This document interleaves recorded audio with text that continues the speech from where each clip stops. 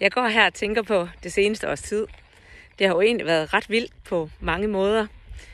Noget af det, jeg tænker på, det var, at da jeg forlod Socialdemokratiet, der havde jeg godt nok svært ved at se, at det den dag i dag kunne føles som en kæmpe gave, som jeg er rigtig glad for. Dengang, der tror jeg synes, at den gave, der var pakket ualmindeligt dårligt ind. Men i dag, der er der ikke noget, jeg vil bytte for den situation, jeg står i. Jeg er vild med at være en del af velfærdsdemokraterne, og vi har det fantastisk sammen i forhold til at have al vores fokus også på at drive politik til forskel for kommunens borgere. Det er slut med pladder og palaver, og det er jo i sig selv en gave. Men noget af det, jeg også sådan har været virkelig taknemmelig for, det er jo, at jeg startede på den coachuddannelse hos Sofia Manning et par måneder før bruddet. Og jeg lærte ret hurtigt, at der var en af de universelle indsigter, der hedder, det er som det er.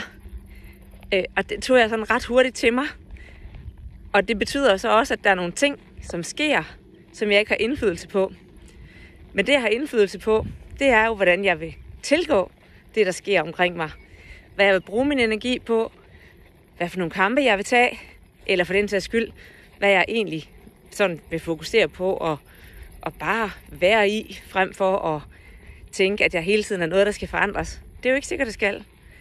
Tingene, de sker jo, når man sådan er klar til at lave den større forandring, som altid måske ligger et eller andet sted derude.